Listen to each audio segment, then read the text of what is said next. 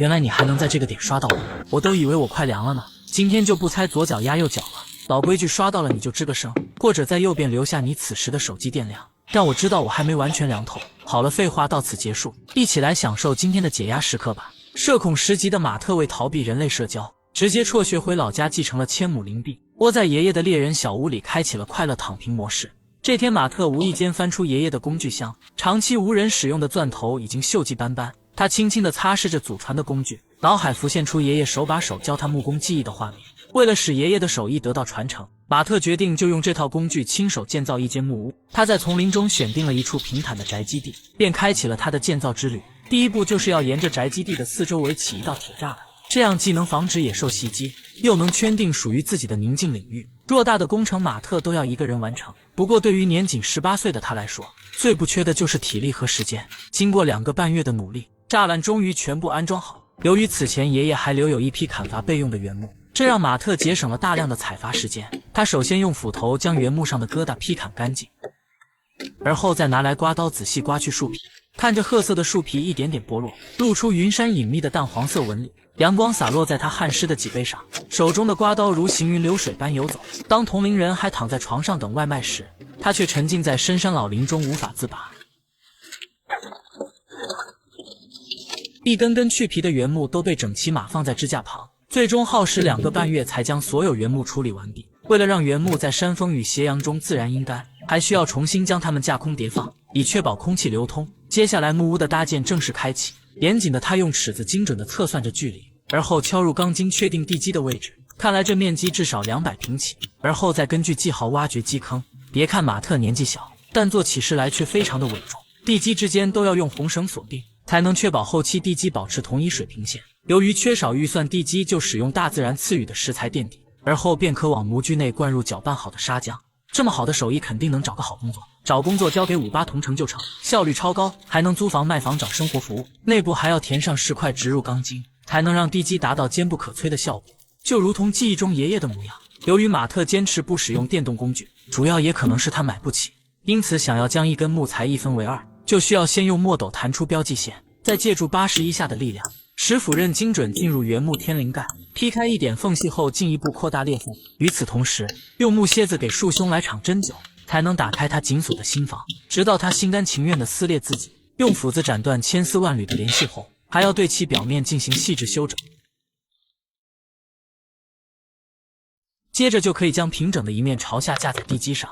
由于木材的長度不夠，馬特還要在上面鋸出榫頭，將2根原木拼接在一起。經過手術後的木胸才能登上舞台，而後在交接之處做好標記，斧子則按照標記精準劈砍出馬鞍凹口。沒想到馬特僅練習了2天半，就達到了人斧合一的境界。不過在2者正式結合之前，還要先鋪上厚厚的苔蘚，這是大自然饋贈的天然填縫劑。為了確保底座足夠的堅固，木材拼接處下方還要支棱立柱加固，雙方才能好合百年。為了能讓木材之間緊密咬合，還得拿出圓規刻畫出精準的圖形，再交由奔凿斧具層層鑿刻，直到木材上出現一道对應的凹槽。同樣鋪墊一層苔蘚之後，2層原木方能嚴絲合縫地建立最親密的關係。從馬特更衣的頻率不難看出，每天的進度或許就只能搭好1根木材。終於在牆體達到第2層的高度後，還需要拿來手動鑽頭，將原木自上而下一次性貫通，再打入木栓，將2根原木牢牢鎖定。往後的日子裡，馬特不斷重複這個步驟，無論颳風還是下雨，他都準時出現在工地中央，鼓聲與鑿聲交織成林間唯一的節奏。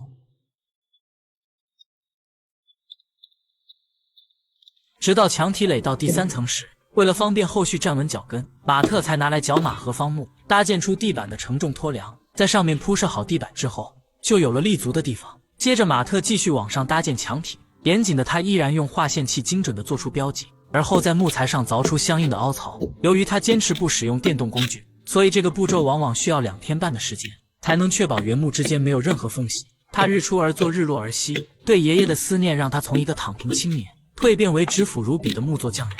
每一道斧痕都像是寫給爺爺的信。很快牆體越來越高，憑一己之力很難再把木材搬運上去。好在馬特頂着個聰明的腦袋，他把原木架在牆上作為滑軌，再在上面固定上木塊作為階梯，而後就可以利用定滑輪的原理，通過繩索將原木緩緩拉上牆體高處。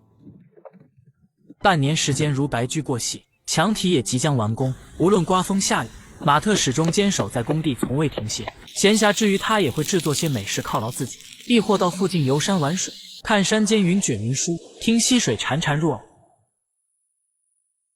由於沒有油具，馬特必須在搭建屋頂之前就把窗戶手動鋸出來。為了確保窗框比例協調，他用木尺反覆丈量，再以手鋸沿着標記線緩慢推進。根據窗框的尺寸，在木材上砍出相應的凹槽。儘管只有手動工具，也能把切面處理得非常的平整。別看馬特今年只有18歲，木工經驗卻已深耕15年。為了方便後續窗戶的安裝，還需要在邊緣鑽出卡槽。入戶門也是同樣的操作。儘管手鋸用起來費時費力，馬特卻始終專注如一，拒絕使用任何電動工具。為了達到東西南北都通透的效果，他還在後牆也鋸出了同樣尺寸的窗洞。隨着入戶門和窗戶都預留好，就可以繼續往上搭建牆體。這時候就需要繼續拼接原木，延伸出去制作出門廊的懸挑，而後下面再支棱起2根立柱，利用可調節的螺栓固定好，就能穩穩拖住上方的橫梁。在開始搭建屋頂的框架之前，還需要在牆體頂端標出傾斜角度，而後通過斧子劈砍出平整的斜面。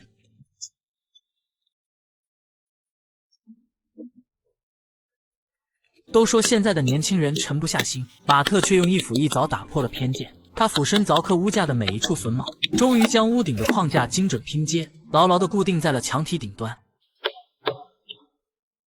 1年多的建設讓馬特看起來成熟了不少。他回首看向從無到有的木屋框架，眼中滿是篤定與平靜。由於之前準備的木材已經耗盡，密封屋頂的木板只能依靠父親贊助。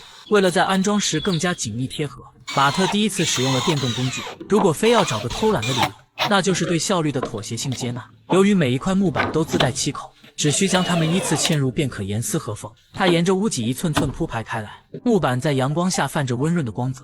最終經過2天半的鋪設，馬特的木屋終於喜豐金頂，而接下來還有很多的裝修工作等待他完成。